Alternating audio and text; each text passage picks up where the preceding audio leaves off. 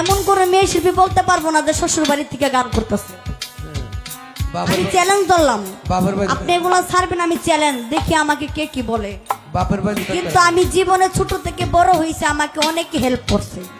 ছোট বাজার আমাকে টাকা দিয়া ভালোবাসা দিয়ে আমাকে অনেক হেল্প করছে অনেক মানুষ, আমি এটা সাহস করে বলতে পারবো। কিন্তু আমাকে টাকা দিছে বিদায় আমি খারাপই করে যে টাকা আনছি এমন কোনো বিষয় না। কেউ আমাকে বোন বলে টাকা দিছে, কেউ আমাকে ভালোবেসে টাকা দিছে, এটা আমি সম্মান সহিত দিয়েছি। শিল্পী জগতে গান করে আমার থেকে অনেক অনেক টাকা পাইতে পারে, অনেকে পাইতে পারে, তার মানে যে আমি খারাপ ভাবে টাকাটা নিতেছি এমন কোনো কথা না। কিন্তু আমার শ্বশুর বাড়ির লোকের মতো এমন মানুষ আমি কোথাও পাবো না। আসলে কি কিছু কথা না বললেও কাউকে বোঝানো যায় না, আর সে মানুষটা কিন্তু বুঝেও না। এখন যাতে মিডিয়ার যুগ, মিডিয়াতে অনেক কিছু ছাড়লেও মানুষ না বুঝেও, কারণ মিডিয়া এমন একটা জিনিস, এখান থেকে কেটে ওইটা লাগাইয়া ওইটার কেটে আরেকটা লাগাইয়া, মানে আসল মূল যে ঘটনা এটা ছাড়তে পারে না, কাইটা কইটা এমন ভাবে ছাড়ে মনে হয় কি জানে কি।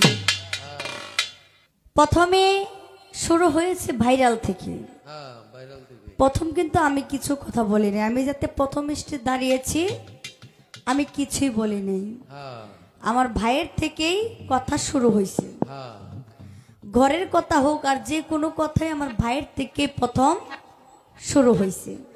তো আমার ভাই যাতে প্রথম শুরু করছে আমারও তো বলা লাগবে।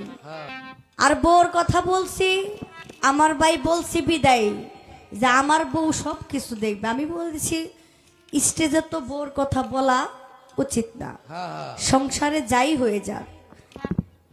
এমন কিছু কথা গান করতে এসেছে, গানের মধ্যে সংসার জীবনের কথা থাকবে না।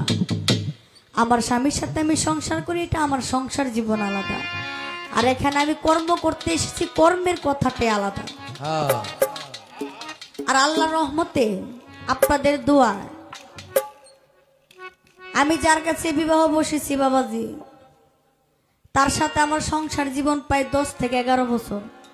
আলহামদুলিল্লাহ। এখনো এমন কোন মেয়ে শিল্পী আছে কিনা জানি না যে এত জীবন জামাইয়ের লগে সংসার করছে। আমি কাউকে ছোট করে কথা বলি না, আমি বড়াইও করি না। আর কেউ বলতে পারবে না আমার জামাই নিয়ে আমি অনলাইনে এটা বলি ওইটা বলি, আমার জামাইয়ের একটা ছবি আমি অনলাইনে ছাড়ি না, কেউ বলতে পারবে না। আমি ছোট থেকে গান করতেছি, প্রায় 10 থেকে 11 বছর আমার সংসার জীবন। আমি শ্বশুর বাড়ি থেকে আমি গান করি।